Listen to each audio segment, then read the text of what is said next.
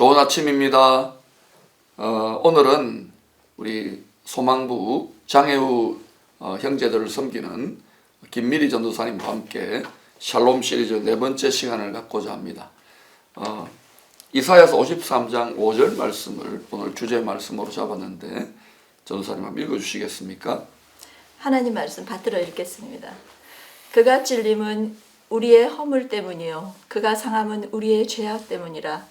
그가 징계를 받음으로 우리는 평화를 누리고 그가 채찍을 맞음으로 우리는 나음을 받았더라. 아멘. 아멘. 우리 김미리 전도사님은 저희 교회 부임하신 지 이제 몇 개월 되셨지요? 제가 12월 1일부터 네. 왔습니다. 한 4개월 조금 5개월 정도 됐네요. 그죠? 네. 예, 5개월 정도 되셨는데 우리 장애우 학생들 네. 또 선생님들과 부모님들 이렇게 섞이고 있는데 어때요? 이게 그 인지 능력이나 또 몸에 장애가 없는 성도들이나 또 사람들에게 복음 전하는 거하고 설교나 가르치고 사역하면서 좀 몸에 또 인지적으로 어려움이 있는 분들에게 복음을 전하면서 하나님 주시는 특별한 감동이나 또 이렇게 처음 이 부서를 맡아보면서 생각들이 어떤 은혜가 있는 것 같습니까? 지금 같이 이렇게 소망부 우리 교사들도 지금 보고 계실 것 같은데요. 소망부를 맡으면서 우리 많은 사람들이 과연 겉으로는 건강할 것 같이 보이지만 우리는 모두 환자가 아닌가 주님 앞에서 이런 생각이 들었고요. 소망부의 학생들의 그 맑고 순수한 모습을 보면서 매 주일마다 내 죄를 다시 고백하게 되게 했어요. 그 아이들은 우리보다 오히려 죄를 덜 짓지 않나, 저는 그렇게 고백하고 싶습니다. 우리가 사실은 그러잖아요. 성격 장애라는데 진짜 그래요. 우리가 하나님의 성격을 잘 못 가지잖아요. 사랑의 장애, 영적 장애, 거룩의 장애를 갖고 있는데 중요한 지적을 해주신 것 같습니다. 우리 김 전사님은 그 신학을 좀 늦게 하시고, 그죠? 또 여러 교회 또 힘든 교회들 많이 돕고 하셨는데 이렇게 좀 일찍 신학하셔서 쭉 직진하시지 왜 좀 이렇게 돌아서 이렇게 신학하시게 되셨어요? 네, 지금의 나 된 것은 주님의 은혜라 하는 말씀도 있지만 이제는 더 이상 피할 수 없고 세상에 도망갈 곳이 없더라고요. 네. 근데 그때는 몰랐는데 제가 주님의 콜링을 중간에 사람들을 통해서 이야기를 듣기도 했었어요. 예. 근데 어느 날 세상의 모든 것을 다 여러 가지 직업을 갖게 되었어요. 일을 하면서 이제는 들어와라. 주님의 그런 마음을 제가 느꼈습니다. 네. 그래서 세상 것은 온데간데 없고 이제 주님의 나라로 입성하게 되었습니다. 제가 이렇게 김 변호사를 보니까 좀 특심해요.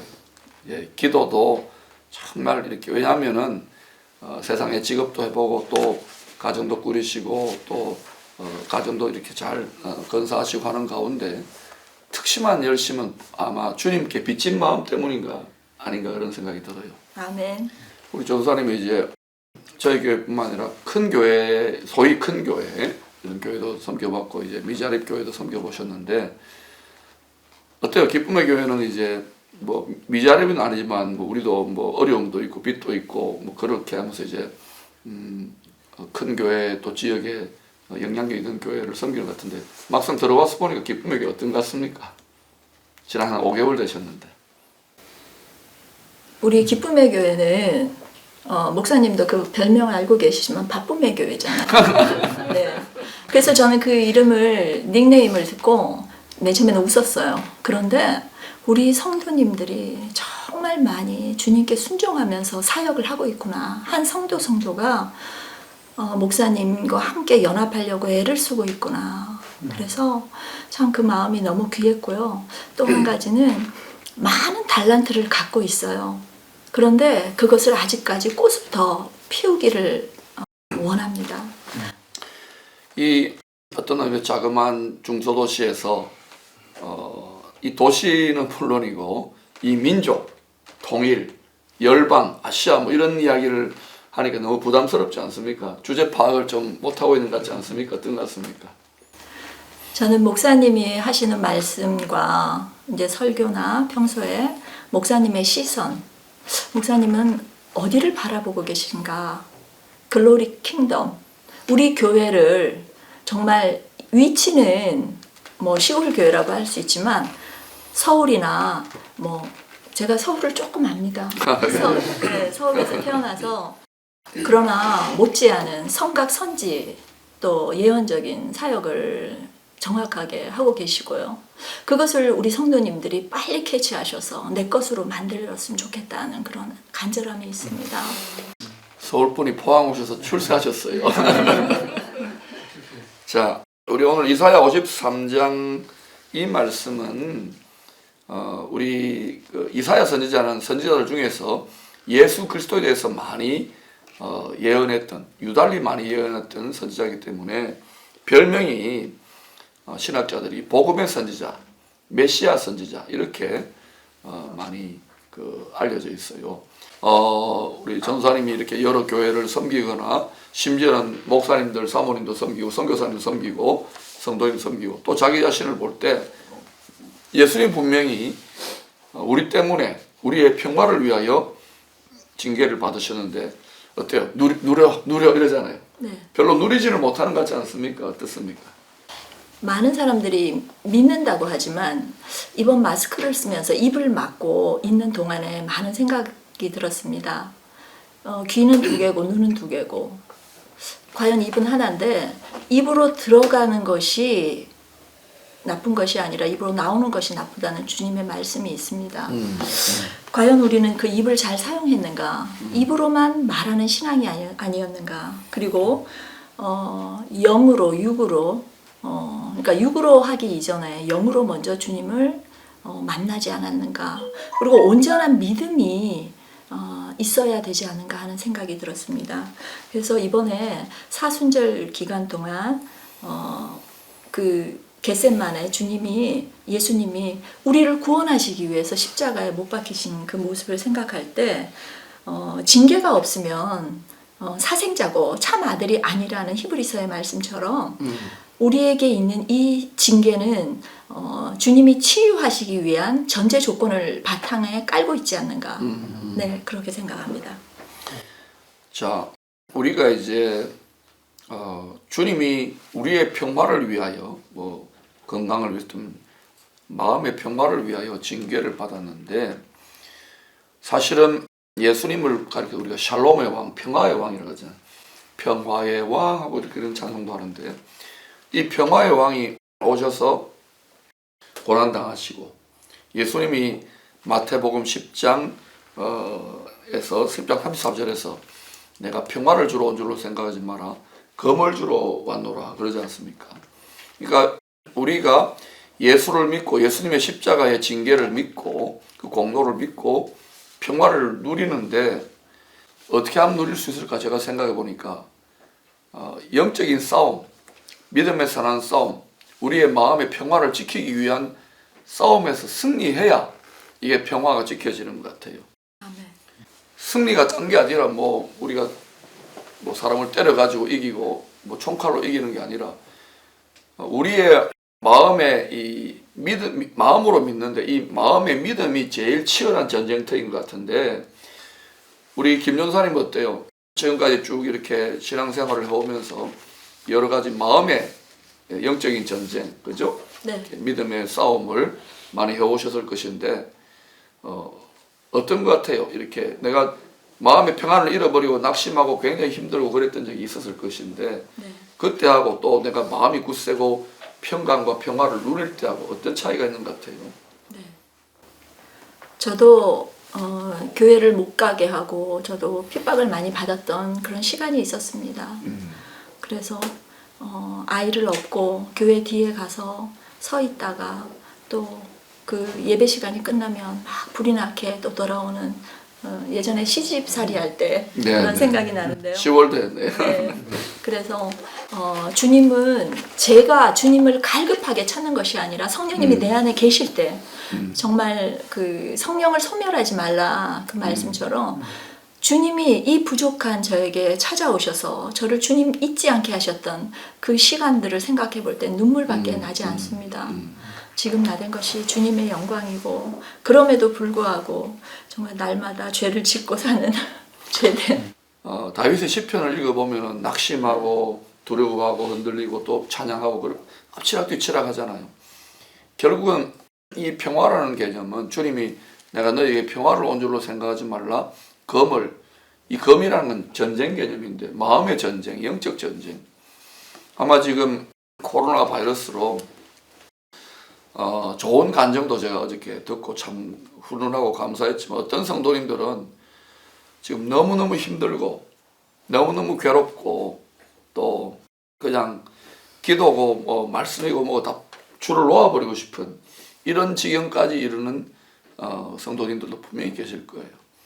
그런데 가끔 보면은 그 어려운 차원을 넘어서서 이렇게 완전히 마치 사도 바울이 감옥에 들어가서 로마 황제의 재판을 기다리는데도 기뻐하라 뭐 이렇게 그 빌립보서의 고백을 하는 것처럼 그 여러 가지 시험 속에서 온전히 기뻐하는 그런 지도자들이 있더라고요. 아멘. 그러니까 그거는 믿음의 승리라고 생각되어지는데 제가 볼 때 우리 김 전사님도 이렇게 이제 그냥 평안하고 순탄하게만 이제 믿음 생활을 해오시기에 많은 핍박이나 연단이나 또 어떤 교회 안에서의 또 시련을 통과하면서 이렇게 오셨는데 어때요? 지금 이렇게 평강이 잘 유지되는 것 같습니까? 어떻습니까? 평강을 빼앗길 때와 평강을 지킬 때가 어떤 것 같아요? 더 많은 것 같습니까? 어떻습니까? 예수님도 새벽 미명에 하나님 아버지께 기도한 것처럼 그 기도가 힘인 것 같고요. 네. 평강을 유지하는 방법은 기도밖에 없고요. 기도가 곧 양식이라는 생각, 영의 양식이고 육의 양식이고 혼의 양식이다. 이렇게 얘기할 수 있습니다. 이스라엘의 그다음에 요르단 선교사님과 함께 미디안 광야에 도착했을 때 주님께서 한마디 딱 하시더라고요. 제 심령을 찌르는 그 한마디가 죄라는 것이었어요. 그래서 그 순간 제 눈에서 눈물이 왈칵 났는데 죄 짓지 마라. 그래서 미디안 광야의 모래밭에서 자면서 주님을 깊이 만난 적이 있었습니다. 지금은 그 감동을 잊을 수가 없습니다. 시시로 백성들아 마음을 토하라. 그러면 하나님의 평강, 모든 지각에 뛰어난 하나님의 평강이 근심과 염려와 파도치는 마음을 이렇게 차분하게 하면서 판단력도 생기고 분별력도 생기는 것 같아요. 저 같은 경우도 여러 가지 의사결정을 내려야 될 부분이 많은데 제 마음에 이렇게 평강이 좀 지켜지고 좀 이렇게 영적으로 충만한 상태에서 판단을 내리려고 하고 좀 그게 덜 되었을 때는 일단 빨리 차고 하나님과의 좀 충만한 영적인 교제와 임재가 회복되고 그래서 저는 이 새벽 시간이 저에게는 생명줄이구나. 뭐 다른 게 주님을 만나는 생명줄이구나. 근데 이제 이 세상의 근심과 염려를 세상적 방식으로 해결하고 골프를 치고 등산을 가고 그것도 필요하지요. 그런데 우리 성도들에게는 이 조용하잖아요. 이 시간 방해받지 다 주무시니까 이 맛을 알면은 참 좋겠다 이런 생각이 드는데 김 전사님도 열심히 지금 뭐 때로는 철야도 하고 금식도 하고 새벽을 깨우시는데 제가 지금 하는 말씀의 의미를 좀 잘 아시겠죠, 그죠? 네. 본인의 경험을 좀 이야기해 주시죠. 제가 우울증에 걸린 적도 있었습니다. 우울증요? 네. 아유, 동기동창이네요. 그래서 근데 그것이 세상에 낙이 없었습니다. 예수를 믿는 상태에서. 네. 동기동창이네. 네. 그래서 사단이 예. 먼저 사단의 시험이 있었었죠. 그랬을 때 세상에 피할 곳이 없다는 것을 알게 하셨어요, 성령님께서. 그래서 더 이상 그런데 분명히 자살은 제 마음에 지옥이다 그런 생각이 들어가지고 벗어났는데 제가 지금 생각해 보니까 제가 한 것이 없고 주님께서 저 살리시려고 천국 보내시려고 끌고 가셨는데 마지막에 주님께서 한마디 하셨어요. 너가 이래도 나를 믿겠느냐. 그 말씀이 아직도 잊혀지지 않습니다. 여러분, 우리 목사님들이나 선교사님들이나 전도사님들, 장로님, 권사님, 집사님들은 믿음이 좋으니까 그저 평화를 누리고라고 이야기할 것 같지만 여러분 때로는 우울하고 모든 걸 포기하고 싶은 상황들이 참 많답니다. 여러분 실제로 선교사님들 믿음 좋잖아요. 그러니까 죽으면 죽으리라 선교지 가지만 저는 많이 상담을 합니다. 그분들 기도도 해드리면 피눈물을 쏟아내기도 해요. 그만큼 힘들어요. 이 믿음의 승리라는. 왜냐하면 이게 그 복음을 전하기 위한 투쟁이고 또 후원이 끊어지기도 하고 재정적으로 힘들고 병도 걸리고 이러는데 그런데 여러분 엘리야 선지자가 믿음이 나빴어요, 좋았어요? 믿음이 어마어마하게 좋았잖아요. 850대 1인데도 몸이 지치고 또 마음이 영역이 다 빠져나가니까 차라리 죽여달라고. 근데 그때 하나님이 코나로 몰아가지고 호렙산 동굴에서 엘리야야 내가 어디 있느냐 요 한마디 세미한 음성에 막 불같이 은사받고 뒤집어지는 게 그 세미한 한마디 음성에 하나님의 음성이 들려오니까 살아나거든요.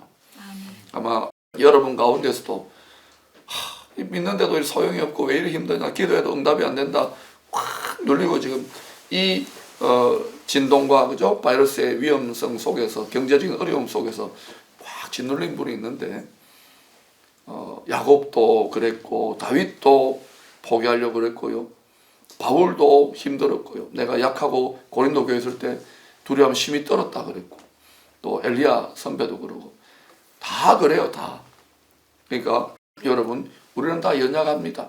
그래서 주님을 하루 분량으로 주님을 구하세요. 그리고 하루 분량의 믿음의 싸움을 승리하세요. 그러면 오늘 하루가 여러분에게 프레젠트 선물이 될 줄로 믿습니다. 우리 김 전사님이 마지막으로 우리 성도님들이 힘든 시간 잘 이겨내고 있을 것인데 또 소망부 선생님들한테 격려해 주시고 이제 마치십시다. 네. 사랑하는 소망부 가족 여러분, 정말 많이 보고 싶어요. 저희 그 소망부 저는 가슴으로 낳은 자녀라고 저는 생각하고 있는데 그 아이들이 전도사님 언제 우리 교회 갈 수 있어요 할 때 정말 목이 메이고 눈물이 납니다. 그래 우리 조금만 기다려보자. 기도하고 기다려보자. 손 잘 씻고 깨끗해야 돼. 그렇게 기도를 하죠. 우리 모두가 힘든 이 시기에 주님께서 우리의 입은 막으셨지만 우리의 기도를 못하게 하시지는 않으시죠. 우리가 비록 입은 막고 살지만 그동안 눈으로 많이 보고 성경 말씀 읽고 귀로 들으면서 찬양하면서 집에서는 또 골방 기도하면서 주님을 더 깊이 만나고 그런 시간이 될 줄 믿습니다. 주님께서 분명히 다시 우리를 성전에 예배 회복하시는 그날 반드시 있을 것이고 고난과 징계는 하나님의 구원의 사역, 우리를 다시 구원하시고 우리를 회복하신다는 전제 조건이 있다고 저는 생각합니다. 아멘. 여러분 믿음의 선한 싸움을 잘 싸우셔서 평강의 왕 그리스도가 여러분 마음에 굳게 서 있게 되시기를 축원합니다. 감사합니다.